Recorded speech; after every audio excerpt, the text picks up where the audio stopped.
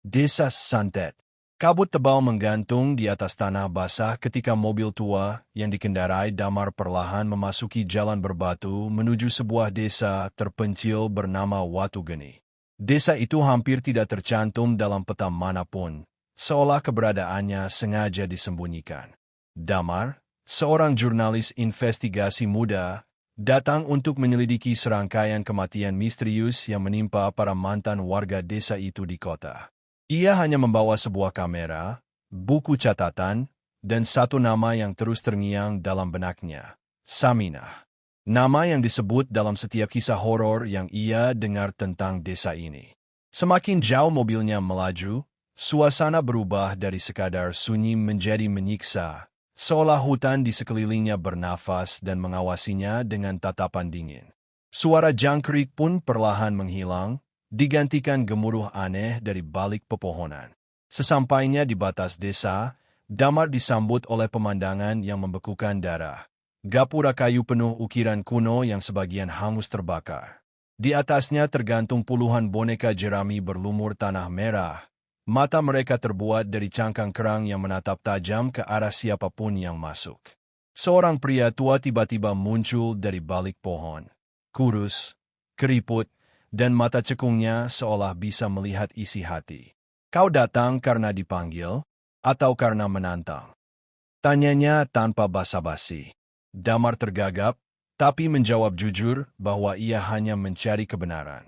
Pria itu tertawa pelan, getir, lalu menunjuk ke dalam desa. Kebenaran di sini sudah mati. Yang tersisa hanya kutukan yang terus diwariskan.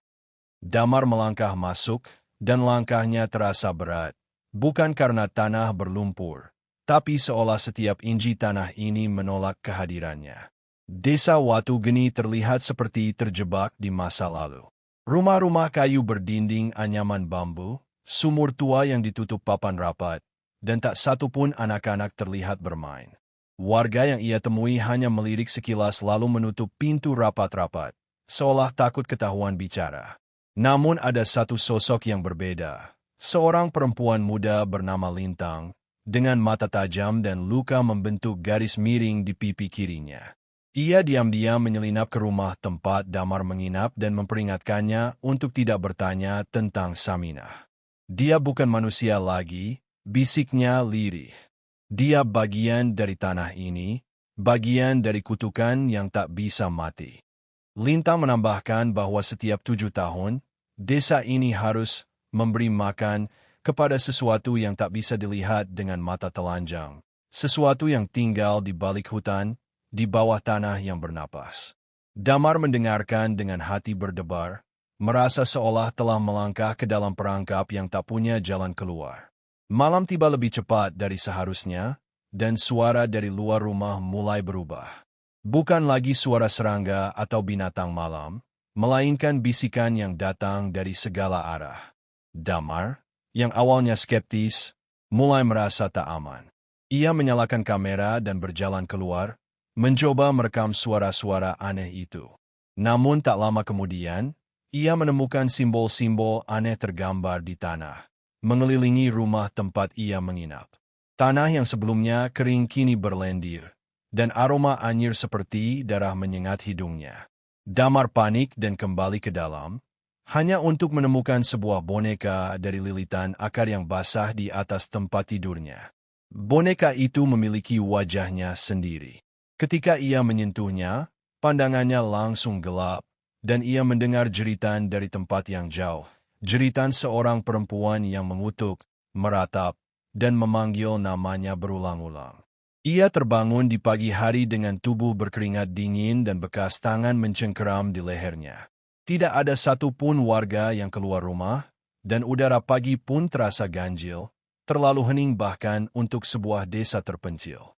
Damar memutuskan untuk mendatangi rumah kepala desa, berharap bisa mendapatkan jawaban. Namun yang ia temukan hanyalah ruangan penuh dupa, dengan foto-foto warga yang sudah digaris silang dengan tinta merah. Di pojok ruangan tergantung satu lukisan besar, seorang perempuan dengan mata kosong, Saminah. Di balik lukisan itu, Damar menemukan sebuah lorong sempit menuju bawah tanah, dengan tangga kayu tua yang memekik setiap kali diinjak. Di dasar lorong itu, ia menemukan ruangan bundar penuh simbol dan tengkorak binatang, dan di tengahnya, sebuah peti batu berukir. Saat ia mendekat, tiba-tiba terdengar suara lirih, seolah berasal dari dalam peti itu. Kau yang berikutnya. Damar mundur beberapa langkah. Jantungnya kayak mau copot. Suara lirih dari dalam peti batu itu makin jelas, berubah jadi tangisan, lalu teriakan yang bikin bulu kuduknya berdiri. Tangannya gemetar pas dia nyalain kamera buat ngerekam, tapi layar langsung gelap begitu kamera ngarah ke peti. Cahaya di dalam lorong itu tiba-tiba meredup, dan hawa dingin nusuk tulang. Dari bayangan di sudut ruangan, muncul sosok tinggi berjubah hitam, wajahnya ketutup rambut panjang, tapi matanya merah menyala. Itu bukan manusia. Damar nyaris lumpuh, tapi langkah sosok itu makin dekat. Lo udah buka jalan yang seharusnya terkunci selamanya, desis suara itu. Lintang tiba-tiba muncul dan narik Damar keluar dari ruangan itu dengan napas terengah. Lo bego, katanya panik. Peti itu segel buat nahan arwah Saminah. Dia bukan lagi jiwa yang terkutuk. Dia udah jadi sumber kekuatan santet buat desa ini. Mereka berlari balik ke permukaan, tapi lorong itu mulai runtuh. Debu dan serpihan kayu berjatuhan, dan suara dari dalam peti makin keras, seperti ribuan orang nyerocos bersamaan. Saat berhasil keluar, Damar nyaris pingsan. Lintang menariknya ke hutan, ke tempat persembunyian yang katanya aman sementara. Di sana, Lintang cerita, Saminah dulunya dukun muda yang dibakar hidup-hidup karena dituduh ngeracunin desa, padahal dia cuma coba nolong warga dari wabah yang disebar kepala desa sendiri buat nutup-nutupin kesepakatan gelapnya. Roh Saminah nggak bisa tenang karena kematiannya penuh pengkhianatan. Arwahnya nempel di tanah, dan tiap 7 tahun, dia nuntut tumbal buat tetap tidur. Tapi sekarang karena Damar buka segel peti itu, siklusnya rusak. Dia bangun lebih cepat dan marah. Desa Watu Geni bakal jadi ladang darah. Damar, yang tadinya cuma mau bikin artikel investigasi, sekarang nyadar dirinya udah jadi bagian dari kutukan itu. Dia harus mutusin, kabur dan ngebawa kutukan itu keluar desa, atau balik ke tempat segel dan coba nutup lagi. Walau kemungkinan besar dia bakal mati di sana. Malamnya, mereka nyusup balik ke rumah kepala desa buat ambil kitab kuno yang konon bisa ngasih petunjuk gimana cara menidurkan arwah Saminah lagi. Tapi rumah itu udah dikepung warga yang kesurupan, matanya kosong dan mulutnya komat-kamit nyebut nama Saminah. Lintang dan Damar nyaris ketangkep, tapi berhasil ngambil kitab itu. Di dalamnya ada ritual darah terakhir. Harus ada seseorang yang nggantiin posisi Saminah di dalam peti, jadi segel baru. Lintang langsung nyodorin diri, tapi Damar nolak. Gue yang buka, gue juga yang harus nutup. Pagi terakhir, Damar berdiri di depan peti batu dengan tubuh penuh goresan dari simbol-simbol yang ia ukir sendiri sesuai isi kitab. Di luar, suara tangisan dan teriakan warga yang kerasukan menggetarkan tanah. Lintang menatap Damar dari jauh, matanya merah tapi berlinang. Jangan lupa nama gue, kata Damar sebelum dia masuk ke dalam peti dan Lintang baca mantra terakhir. Saat peti ditutup, jeritan dari dalam langsung berhenti. Tanah bergetar sebentar, lalu sunyi. Warga desa satu persatu sadar. Langit cerah, dan kabut hilang. Tapi Damar, dia nggak pernah keluar lagi. Kalau lo datang ke desa Watu Geni hari ini, peti batu itu masih ada. Tapi sekarang, ada ukiran wajah baru di permukaannya, wajah Damar. Dan tiap 7 tahun, kalau lo dengar suara lirih manggil nama lo dari hutan, jangan jawab. Bisa jadi Damar, minta gantiin teh. 4-nya. 7 tahun telah berlalu sejak peristiwa di Watu Geni, dan desa itu kini tinggal nama dalam cerita rakyat yang tak dipercaya siapapun. Namun di kota kecil bernama Sukahejo, seorang guru taman kanak-kanak bernama Rina mengalami hal ganjil.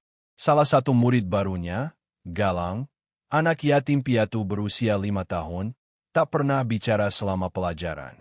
Ia hanya menggambar lingkaran-lingkaran hitam dengan sosok perempuan berambut panjang di tengahnya. Lebih aneh lagi, setiap pagi, Rina menemukan tanah merah basah di bawah meja Galang, meski sepatu anak itu bersih. Suatu hari, Rina memberanikan diri bertanya, "Itu gambar siapa, Galang?" Anak itu tersenyum tipis, untuk pertama kalinya, dan menjawab pelan, "Itu ibu." Dia bilang aku harus ajak teman-temanku ke tempat tidur tanah. Rina merasa ngeri. Ia mencari tahu asal-usul Galang dan menemukan bahwa berkas adopsinya tidak lengkap. Bahkan panti asuhan tempat ia dikatakan berasal ternyata sudah lama ditutup karena kebakaran. Yang lebih menyeramkan, Galang bukan satu-satunya anak seperti itu. Di berbagai kota, mulai muncul anak-anak dengan ciri serupa. Pendiam, menggambar simbol aneh, dan semuanya yatim piatu. Seolah mereka semua adalah benih dari sesuatu yang dulu dikubur, sesuatu yang sekarang tumbuh, perlahan tapi pasti. Simbol-simbol tanah mulai muncul di dinding kamar, di halaman sekolah, bahkan di tubuh beberapa anak yang mendadak mengalami demam tinggi lalu menggigil sambil menyebut nama yang sama, Samina. Satu malam, Rina bermimpi berada di tengah hutan gelap, dikelilingi anak-anak kecil dengan mata kosong dan wajah berlumuran tanah. Di tengah-tengah mereka berdiri Galang, tapi suaranya berat, seperti suara dari dalam sumur. "Kau bisa memilih," katanya, "menjadi ibu atau jadi tanah." Ketika Rina terbangun, ia menemukan seutas rambut panjang melilit pergelangan tangannya, dan di meja tidurnya tergeletak sebuah buku catatan tua yang pernah dibawa Damar ke Watu Geni. Lembar terakhirnya kosong, kecuali satu kalimat yang baru ditulis malam itu. "Kutukan belum selesai. Darah harus terus mengalir." Rina gemetar, sadar bahwa yang terjadi di Watu Geni hanya awal dari sesuatu yang jauh lebih besar. Sesuatu yang kini hidup dalam daging dan jiwa anak-anak tak berdosa. Galang menghilang dari sekolah seminggu kemudian. 3 anak lain menyusul, meninggalkan rumah mereka tanpa jejak. Rina memutuskan untuk mengikuti firasatnya dan menelusuri kembali jejak Damar. Ia menemukan sebuah lokasi terpencil di peta tua, tanah kosong tanpa nama yang dulunya adalah Watu Geni. Ia pergi ke sana sendirian, membawa buku catatan dan setangkai bunga melati putih. Tapi yang ia temukan di tempat itu bukanlah puing-puing, melainkan desa yang utuh, hidup, seolah tak pernah terbakar. Warga berjalan seperti biasa, anak-anak bermain, tapi semuanya bisu. Mereka menatap Rina tanpa ekspresi. Di tengah desa, berdiri sebuah rumah besar dengan papan nama, Rumah Ibu. Rina membuka pintunya, dan suara banyak anak menyambutnya dengan serempak. "Selamat datang, Ibu baru." Dan dari dalam rumah itu, suara Saminah kembali terdengar. Lembut, penuh kasih, dan mengerikan, "Kita tak bisa mati. Kita hanya tumbuh. Dan sekarang, waktunya panen." Pintu menutup sendiri di belakang Rina, dan hari itu menjadi catatan terakhir dari dunia luar tentang keberadaannya. Sebulan kemudian, 7 anak baru ditemukan di kota berbeda. Semuanya yatim piatu. Semuanya membawa seutas rambut panjang yang harum seperti melati. Hari-hari setelah hilangnya Rina menjadi misteri yang tak terpecahkan. Namun satu nama mulai menyebar secara bisik-bisik di kalangan orang-orang yang berani mempercayai hal-hal di luar nalar. Rumah Ibu. Tak ada yang tahu letaknya pasti, tapi anak-anak dengan tanda tanah merah di bawah kuku mereka sering menyebutnya, dengan tatapan kosong dan suara bergema, seolah mereka hanya perpanjangan dari sesuatu yang lebih besar. Salah satunya adalah Aira, anak perawat dari Jakarta yang mulai bicara dalam bahasa kuno saat tidur. Ibunya, Dina, mengira itu sekadar mimpi buruk, sampai suatu malam Aira berjalan ke dapur, menulis simbol dengan darah menstruasi pertamanya, dan berkata, "Aku dipanggil pulang." Dina yang ketakutan mulai mencari jawaban, dan penelusurannya mempertemukannya dengan orang-orang yang pernah berhubungan dengan kasus Watu Geni. Salah satunya seorang pria tua yang mengaku pernah menjadi murid langsung dari dukun pengusir santet. Ia memperingatkan bahwa kutukan ini tidak seperti ilmu hitam biasa. Ini adalah ikatan antara manusia dan sesuatu yang lebih purba dari setan manapun, roh tanah. Ibu itu bukan arwah. Dia adalah kesadaran lama yang menjelma dalam tubuh perempuan, jelas pria itu. Dia menyebar lewat darah, lewat rahim. Dan setiap perempuan yang dipilih akan menjadi ladang baru bagi kelahiran iblis-iblis kecil. Sementara itu, Rina masih hidup, setidaknya sebagian. Ia menjadi semacam wadah kesadaran Samina, berjalan di antara dua alam. Fisiknya ada di rumah ibu, tapi jiwanya terombang-ambing di lautan mimpi yang penuh suara-suara tangisan anak. Anak-anak yang gagal dipanen. Anak-anak yang melawan.